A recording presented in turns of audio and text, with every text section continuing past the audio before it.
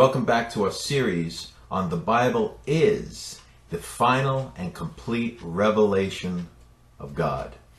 But we want to talk about, all right, the Bible, but which version? Now, this is a very difficult issue to address in just one message, but because of the continual questions we receive on this matter, we've put together an explanation of the evidence behind the Bible. Now, we here at the Lion and Lamb Ministry believe that in spite of certain so-called archaic words, and in spite of what some have called difficult English for today's contemporary generation, the Authorized King James Bible is based on solid manuscript evidence, and that most modern English versions are based on manuscript evidence that varies greatly from the King James, the Textus Receptus, the accepted received text is what that means.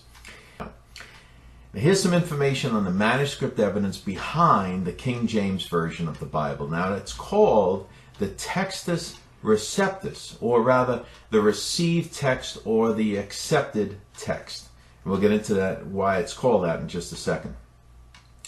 Now, our focus is going to be on the New Testament, where most of the arguments come. That was originally given to us in the Greek language, the largest language in the history of the world. The first edition of the Greek text to be published was that of Desiderius Erasmus in 1516 AD, followed by his edition in 1519, and which was used by Martin Luther for his German translation of the Bible. Erasmus also published editions in 1522, 1527, 1535 AD, and the last two of which contain some changes from the Complutensian Polyglot printed in 1514 AD, but not circulated until 1522 AD. Now, you guys can go back over that because I'm certainly not repeating all those dates. This Complutensian Greek text was reprinted with only a few changes in 1571, 72, 1573, 74, 1583, and 1584 AD. And in Geneva, editions were put out from 1609 through 1628 AD.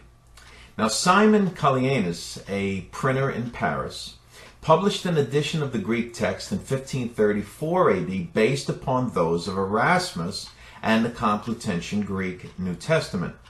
It was superseded by the famous editions of his stepson, Robert Stevens, who printed editions in 1546, 1549, and 1550 AD, the last one known as the Royal Edition. This was the primary Greek text used by the King James translators, along with editions by Theodore Beza, especially the one of 1598 AD. The Elsevier partners, Bonaventure and Abraham, published editions of the Greek text in 1624, 1633, and 1641, following primarily the 1565 edition by Theodore Beza. The preface to the 1633 edition gave the name to this historical tradition of manuscript evidence called the Textus Receptus. In the course of time, it was applied to the Stevens text of 1550 AD and those which followed. The primary edition behind this Greek text is that of F.H.A. Scrivener that was published by Cambridge University Press in 1894 and 1902. Now, about 2/3 of the New Testament Greek text was discovered in the 20th century AD. And these manuscripts that were discovered in the 20th century AD actually preceded 300 AD and preceded the famous Codex Sinaiticus and Codex Vaticanus and Codex Alexandrinus. Now, I'm laughing because of the words, but this is very important. Now, Codex Vaticanus, used for the Roman Church version, differs greatly from the Textus Receptus throughout the New Testament. Codex Vaticanus differs greatly from the Textus Receptus throughout the New Testament. The great Greek scholar Dean Burgon published in 1881, that in the Gospels alone, Codex Vaticanus leaves out 2,877 words, adds 536, substitutes 935, transposes 2,098 words, and modifies 1,132 words, making 7,578 total changes. And Codex Sinaiticus has 8,972 changes from the Textus Receptus. Now pay attention here. The popular Greek texts of today are dependent on two ecumenical institutes in Germany. That's right. It's ridiculous. So now let us consider the following. The 26th edition of the Nestle Greek text was done, according to Kurt Aland, here's what he said, in cooperation with the appropriate agencies of the Roman Catholic Church.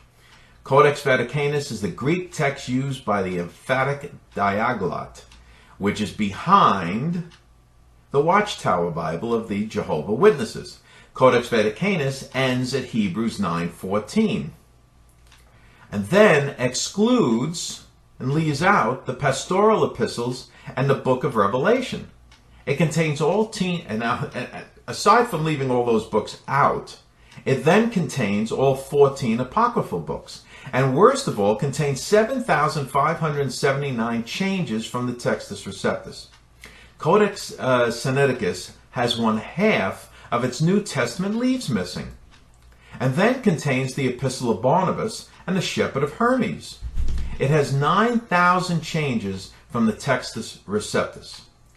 Tischendorf, the one who found Codex Sinaiticus, made 3,369 changes in his 8th edition from his 7th edition. So let's review. What this means is that these two manuscripts make over 30,000 changes.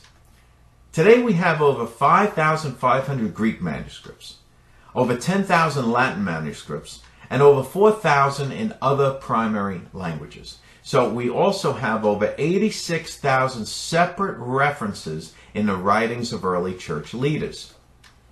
The King James Bible was translated by 54 men who labored from 1607 to 1610 AD.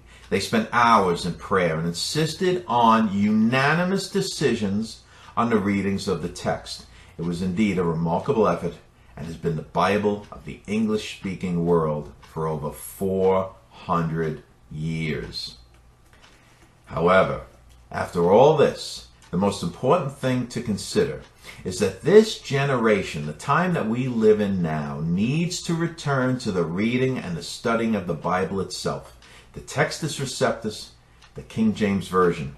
Now may our pastors, preachers, and teachers re-emphasize the importance of the Bible in everything that we say and everything that we do. Okay, now when